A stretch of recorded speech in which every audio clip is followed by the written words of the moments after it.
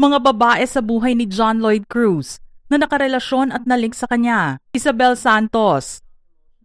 Nagsimula ang relasyon ni na John Lloyd Cruz at visual artist Isabel Santos noong 2022 habang nasa showbiz hiatus ang aktor at formal itong kinumpirma noong October 2023.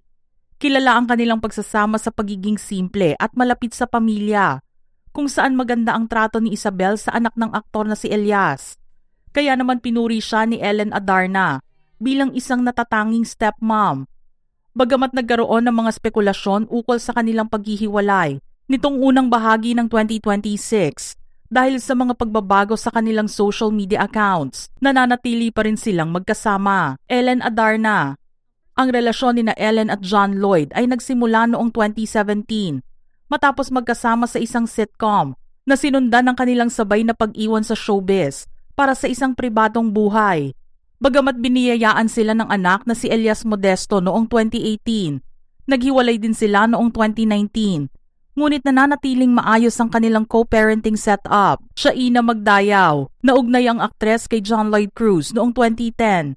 Naging makulay ang kanilang pagsasama na tumagal din ng 2 taon bago tuluyang nagkahiwalay. Liz Uy. Umabot sa 3.5 taon ang relasyon nila ng kilalang celebrity stylist. Sa mga naging panayam kay Liz, inamin niyang si John Lloyd ang isa sa mga itinuturing niyang greatest love ng kanyang buhay. Rufa Gutierrez. Nagsimula ang kanilang pag-iibigan noong 2009 matapos silang magkasama sa seryeng I Love Betty La Fea. Subalit hindi rin ito nagtagal at opisyal silang naghiwalay noong February 2010. Kay Abad. Nagsimula ang kanilang pag-ibig noong mga teenager pa lamang sila at magkasama sa sikat na seryeng Tabing Ilog. Gayunpaman tumagal lamang ng 9 na buwan ang kanilang relasyon. Shara Soto. Tumagal ng halos 2 taon ang kanilang relasyon. Ayon mismo kay John Lloyd, si Shara ang isa sa mga itinuturing niyang kauna-unahang seryosong relasyon.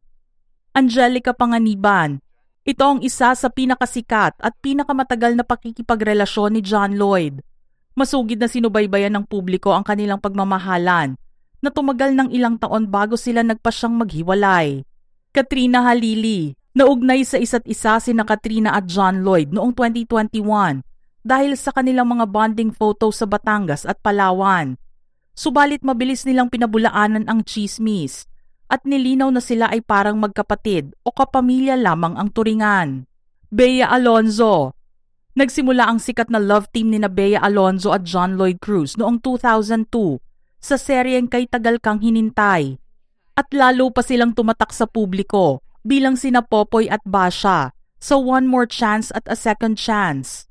Itinanggi naman nila na nagkaroon sila ng relasyon dahil sa maling timing at pag-iwas. Nalagyan ng label ang kanilang ugnayan. Sa kabila nito, nananatili silang magkaibigan at itinuturing ang isa't isa bilang mga soulmates. Mga ka-showbiz peeps, ano naman ang inyong reaksyon sa ating listahan ngayon? Share your thoughts in the comments section below.